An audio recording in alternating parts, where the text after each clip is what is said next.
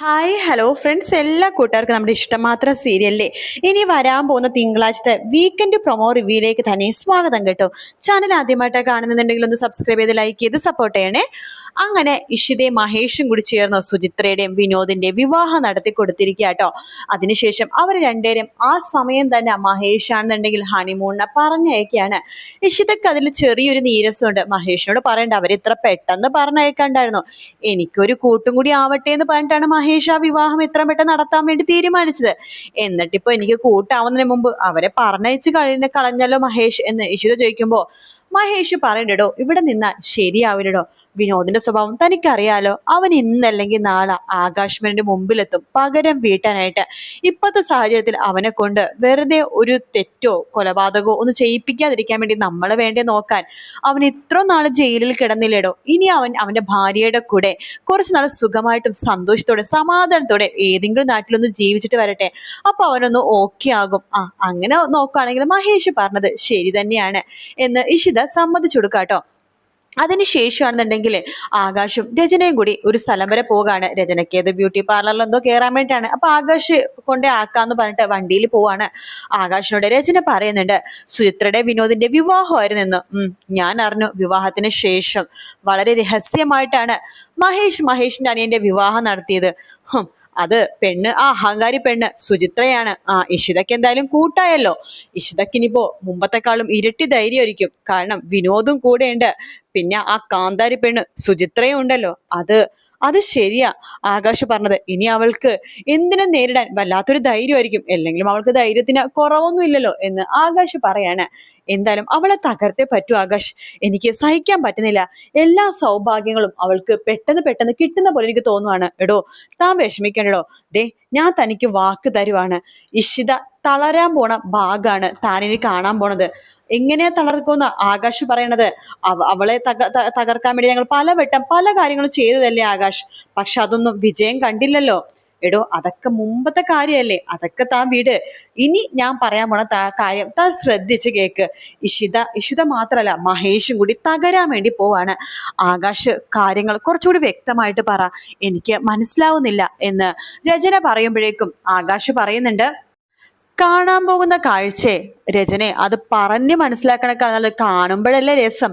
രചന ഒന്ന് വെയിറ്റ് ചെയ്യ്. എന്തായാലും അവർക്ക് വളരെ ഇമ്പോർട്ടന്റ് ആയ അമൂല്യമായ ഒരു നിധി നഷ്ടപ്പെടാൻ പോകുവാണ് എന്ന് പറയുമ്പോൾ രചനക്കും സന്തോഷമാണ്. അങ്ങനെ രചനനെ ആ ഒരു സ്ഥലത്ത് ഡ്രോപ്പ് ചെയ്തതിനു ശേഷം ആകാശ് തിരിച്ച് വീട്ടിലേക്ക് വരുവാണ്. ആകാശിനെയും കാത്തുകൊണ്ട് നമ്മുടെ സുമി ആകാശിന്റെ വീട്ടിലുണ്ട് കേട്ടോ. ആകാശിനോട് പറയുന്നുണ്ട് സുമി, അതെ ആകാശ് മേനോനെ, ആകാശിന്റെ പുതിയ പ്ലാൻ എനിക്ക് എന്താന്ന് മനസ്സിലായിട്ടോ. എടി സുമി, നിനക്ക് നാണൂലടി എന്റെ പുറകിൽ ഇങ്ങനെ നടക്കാനിട്ട്. ഈ ലോകത്തെന്താ വേറെ ആണുങ്ങളൊന്നും ഇല്ലേ? നീ എന്തിനാ എന്റെ പുറകിൽ ഇങ്ങനെ നടക്കണത്? അതോ എനിക്ക് പ്രണയമായി പോയില്ല ആകാശിനോട്.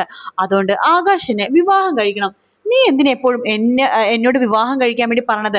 നീ എന്തോ വലിയ പ്ലാനോ എന്തോ ഉദ്ദേശിച്ചിട്ടുണ്ട്. അല്ലെങ്കിൽ നീ ഒരിക്കലും എൻ്റെ പുറകിൽ ഇങ്ങനെ നടക്കില്ല. എന്താടി കാര്യം, സത്യം പറ എന്ന് പറയുമ്പോഴേക്കും ഒന്നുമില്ല. ആകാശ് ഇപ്പോ ശരിക്കും പറ ഈ ഒരു ഉയരത്തില് ഒരു മലയുടെ മുകളിൽ കയറി നിൽക്കുവാണ്. ദേ, ഒരു കാറ്റടിച്ചാൽ മതി ആകാശം നിലത്ത് വീണു പോകും. അങ്ങനെ കാറ്റില് ആകാശം നിലത്തേക്ക് വീഴ്ത്താതിരിക്കാൻ എനിക്ക് സാധിക്കും. ആകാശിനെ ആരെ കൊണ്ടും തോൽപ്പിക്കാനാവില്ല. ഞാൻ ആകാശിന്റെ കൂടെ കൂടാണെങ്കിൽ ആകാശിനെ ഉറപ്പ് തരുവാണ്, ഒരിക്കലും ആകാശിനെ തോൽക്കേണ്ടി വരില്ല. ഞാനല്ലേ പറയണത്, ഞാനില്ലേ കൂടെ, എനിക്ക് നിന്റെ സഹായം വേണ്ടടി എന്ന് ആകാശ് പറയുമ്പോൾ സുമി പറയുന്നുണ്ട്, ആകാശേ എന്നെ വിവാഹം കഴിച്ചേ പറ്റൂ. അല്ലെങ്കിൽ എൻ്റെ ഇപ്പൊ ഉള്ള സുമി ആയിരിക്കില്ല ഇനി ആകാശ് കാണാൻ പോണത്. ഞാൻ എന്ത് കാര്യത്തിനാടി നിന്നെ വിവാഹം കഴിക്കേണ്ടത്? ഞാൻ രജനി ആകാശ് നമ്മളെ ബന്ധം ഇന്നത്തോടെ നിർത്തി തരും. നീ എങ്ങനെ നിർത്തുമെന്നാടി പറയണത്? രജനിയുടെ അടുത്ത് ഒരു വാക്ക് പറഞ്ഞാൽ മതി. രജനി ഇല്ലാത്ത സമയത്തൊക്കെ ആകാശ് എന്നെ ഇവിടെ വിളിക്കാറുണ്ട് ആകാശിന്റെ കൂടെ കിടക്കാനെന്ന്. അതറിഞ്ഞ രചന എന്നല്ല ഏത് പെണ്ണാണെങ്കിലും ആകാശിനെ ഇട്ടേച്ചു പോകും.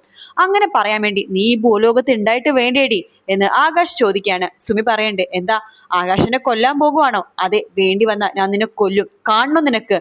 അതെ, ആകാശിന് അത്രയ്ക്ക് ധൈര്യമാണെങ്കിൽ കൊന്നോ, എനിക്ക് കാണണം എന്ന് സുമി പറയാണ്. അങ്ങനെ ആകാശ് ആദ്യമൊന്ന് തമാശക്കാണ് കഴുത്തിനെ കയറി പിടിക്കണ സുമിയുടെ. പക്ഷെ സുമി ആകാശിനെ വീണ്ടും ഇങ്ങനെ ദേഷ്യം പിടിപ്പിച്ചുകൊണ്ടിരിക്കുകയാണ്. കൊന്നോ കൊന്നോ കൊന്നോ എന്ന് പറഞ്ഞ് ദേഷ്യം പിടിപ്പിച്ചോണ്ടിരിക്കുമ്പോ ആകാശ് കഴുത്തിന് അങ്ങനെ ശരിക്കും കേറി പിടിച്ച് അമർത്തിന് ശേഷം പിടിച്ച് തള്ളുവാട്ടോ. തള്ളുമ്പോ സുമിയുടെ തല അവിടെ എവിടെയോ ഇടിച്ചുകൊണ്ട് സുമി പെട്ടെന്ന് തന്നെ മരണത്തിലേക്ക് കീഴടങ്ങാണ്. മരിച്ചു പോവാണ് സുമി കേട്ടോ. അപ്പൊ സുമി സുമി എഴുന്നേക്ക് എഴുന്നേക്ക് എന്ന് ആകാശ് വിളിക്കുന്നുണ്ട്. പക്ഷെ സുമി എഴുന്നേക്കുന്നില്ല. കാരണം സുമി മരിച്ചിട്ടുണ്ടായിരുന്നു അപ്പോഴേക്കും. ആകാശാണെങ്കിൽ എന്ത് ചെയ്യണമെന്ന് അറിയില്ല. ഈശ്വരാ, ഇനിയിപ്പൊ എന്താ ചെയ്യാ? രജനിയാണെങ്കിൽ ഇപ്പൊ എത്തും, ആദ്യം എത്തും. ഇവളെ എങ്ങനെയെങ്കിലും ഇവിടെ നിന്ന് നീക്കം ചെയ്തേ പറ്റൂ. അതെ, കെട്ടി വല്ല റെയിൽവേ ട്രാക്കിലോ അല്ലെങ്കിൽ ഏതെങ്കിലൊക്കെ ആരുടെങ്കിലും കയ്യിൽ കൊടുത്തോ വിടാം. എന്റെ കൂടെ നടക്കുന്ന കുറച്ച് രാഷ്ട്രീയ ഗുണ്ടകൾ കൂടെ ഉണ്ടല്ലോ, അവർ താത്തിലും പറഞ്ഞ് ഇവളുടെ ഡെഡ് ബോഡി രഹസ്യമായിട്ട് എവിടെയെങ്കിലും കുഴിച്ചിടാം എന്ന് ആകാശ് വിചാരിക്കുകയാണ്. ശേഷം ആകാശ് സുമീന ഒരു വലിയ ചാക്കുകെട്ടിലേക്ക് പൊതിഞ്ഞെടുക്കുക കേട്ടോ. ആ സമയത്ത് തന്നെയാണ് ആദ്യം അവിടെ ക്ലാസ് കഴിഞ്ഞ് വരുന്നത്. ആദ്യം ഗേറ്റിന് അവിടെ എത്തുമ്പോഴേക്കും കാണുന്ന കാഴ്ച എന്ന് പറയുന്നത് ആകാശ് എന്തോ വലിയൊരു ചാക്കുകെട്ട് ഇങ്ങനെ വലിച്ചുകൊണ്ട് വരുന്ന കാഴ്ചയാണ് ആദ്യം കാണുന്നത്. അപ്പൊ ആദ്യം ഇങ്ങനെ നോക്കിക്കൊണ്ടിരിക്കുകയാണ് ഈ ആകാശങ്ങൾ എന്താണ് ഈ കാണിക്കണേന്ന് അറിയാൻ വേണ്ടി അവിടെ നിന്ന് നോക്കാണ് നമ്മുടെ ആദി. അങ്ങനെ നോക്കുമ്പോഴേക്കും ആകാശ് ആ വലിയ ചാക്ക് കെട്ട് വലിച്ചെടുത്തിട്ട് കാറിന്റെ ഡിക്കിയിലേക്ക് കയറ്റി വെക്കുക കേട്ടോ.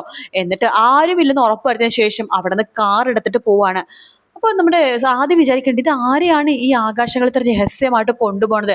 എന്തായാലും പൂച്ചക്കുട്ടിയോ പട്ടിക്കുട്ടിയോ ഒന്നും അല്ല, അതൊരു മനുഷ്യൻ തന്നെയാണ്. കാരണം അത്രമാത്രം വെയിറ്റ് ഉള്ളൊരു മനുഷ്യൻ ഇവിടെ ഈ സമയത്ത് വരണമെന്നുണ്ടെങ്കിൽ അത് വേറെ ആരുമല്ല, ആ സുമി ആന്റി തന്നെയായിരിക്കും. ഇനി സുമി എങ്ങാനും ആയിരിക്കോ? മമ്മി വരട്ടെ ഒന്ന് നോക്കാം എന്ന് പറയാണ്. രചന വരുമ്പോഴേക്കും ആദ്യം ചോദിക്കേണ്ടത്, മമ്മി ഇന്ന് സുമി ആന്റിനെ കണ്ടില്ലേ? ഇല്ലടാ, സാധാരണ അവള് ഈ സമയത്ത് ഇവിടെ വരാറുള്ളതാണ്, ഇന്ന് വന്നില്ല. അപ്പൊ ആദ്യക്ക് ഏകദേശം കാര്യം മനസ്സിലായി, സുമീനെയാണ് ചാക്കി കെട്ടി കൊല വിളിച്ചു പോയെന്ന്. അപ്പൊ ആ സമയത്ത് ആദ്യം പറയണ്ടേ, മമ്മി ഒന്ന് സുമിയാന്റിനെ വിളിച്ചു നോക്കി എടുക്കുന്നുണ്ടോന്ന് അറിയാലോ. അങ്ങനെ സുമീനെ വിളിക്കുമ്പോ സുമി ഫോൺ എടുക്കുന്നില്ല കേട്ടോ. ആദ്യക്ക് മനസ്സിലായി സുമീനെ തന്നെയാണ് കൊന്നത്. പക്ഷെ ആദ്യക്ക് ഈ കാര്യം ആരോടും പറയാൻ പറ്റാത്ത അവസ്ഥയാണ്. പറഞ്ഞു കഴിഞ്ഞാൽ ആകാശല്ലേ ആള്, ചിലപ്പോ ആദീനെയും അതുപോലെ തന്നെ രചനയും ഇല്ലാതാക്കിയെന്ന് വരും. അതുകൊണ്ട് തന്നെ ആദ്യക്ക് ഈ കാര്യം ആർക്കും പറയാൻ പറ്റാത്ത അവസ്ഥയാണ്. ആ സമയത്താണ് ഇഷിതയും മഹേഷും കൂടി ആദീനെ തിരിച്ചു വേണമെന്ന് പറഞ്ഞിട്ട് കോടതിയില് ഒരു കേസ് ഫയൽ ചെയ്യാണ്. അവിടെ ആദ്യം സേഫ് അല്ല, ആദ്യം തിരിച്ചു കിട്ടണമെന്ന് പറഞ്ഞിട്ട് ഒരു കേസ് കൊടുക്കുകയാണ്. അപ്പൊ അതിന്റെ കേസും വിചാരണയും കാര്യങ്ങളൊക്കെ നടക്കുകയാണ്. ആദ്യം എടുത്ത് രചന 100 വട്ടം പറയണ്ട, മോനെ നീ എന്നെ വിട്ടു പോവരുത്, മമ്മിക്ക് വേറെ ആരുമില്ല, നീ എന്നെ വിട്ടു പോവരുത് എന്നൊക്കെ പറയാണ്. അപ്പൊ ആദ്യം ആ സമയത്ത് പറഞ്ഞില്ല, മമ്മി ഞാൻ മമ്മീനെ വിട്ട് എവിടേക്കും പോവില്ല, ഞാൻ മമ്മിയുടെ കൂടെ തന്നെ ഉണ്ട് എന്നൊക്കെ ആദ്യം പറയുമെന്നുണ്ടെങ്കിലും കോടതിയിൽ ജഡ്ജി ചോദിക്കുമ്പോൾ ആദ്യം അത് തിരിച്ചു പറയും കേട്ടോ. എനിക്ക് മമ്മിയുടെ കൂടെ പോകണ്ട, എനിക്ക് എന്റെ ഡാഡിയുടെയും ഇഷിതാമ്മയുടെയും കൂടെ പോയാൽ മതി എന്ന് പറയാണ്. അങ്ങനെ കോടതി ആദീന ഇഷിതയുടെയും മഹേഷിന്റെ അടുത്തേക്ക് ഏൽപ്പിക്കുകയാണ്. രചനക്ക് പ്രാന്ത് പിടിക്കാട്ടോ. അതേസമയം നമ്മുടെ ആതിര കേസില് ആകാശ് കുടുങ്ങാൻ പോകുകയാണ്. കുടുങ്ങുന്ന ആ സമയത്ത് തന്നെയാണ് സുമീനെ കാണാനില്ലെന്ന് പറഞ്ഞിട്ട് സുമിയുടെ വീട്ടുകാർ പരാതി കൊടുക്കുന്നത്. അപ്പൊ അതിന്റെ പേരിൽ കേസും കാര്യങ്ങളൊക്കെ ഇങ്ങനെ നടന്നുകൊണ്ടിരിക്കുകയാണ്. അപ്പൊ അതിന്റെ പിന്നിലും ആകാശ് തന്നെയാണെന്ന് അറിയുമ്പോഴേക്കും ആകാശിന് ശരിക്കും പറഞ്ഞാൽ പീഡന കേസിലും കൊലപാതകത്തിനും ശിക്ഷ കിട്ടാൻ പോവാണ്. അപ്പൊ അങ്ങനത്തെ കുറെ നല്ല ഭാഗങ്ങളാണ് നമ്മൾ ഇനി വരുന്ന എപ്പിസോഡിൽ കാണാൻ വേണ്ടി പോകുന്നത് കേട്ടോ. അപ്പൊ ഈ വീഡിയോ ഇഷ്ടപ്പെടുകയാണെന്നുണ്ടെങ്കിൽ ലൈക്ക് ചെയ്യാനും സബ്സ്ക്രൈബ് ചെയ്യാനും കമന്റ് ചെയ്യാനും മറക്കല്ലേ. മറ്റൊരു വീഡിയോ ആയിട്ട് വീണ്ടും കാണാം friends. Take care, bye bye.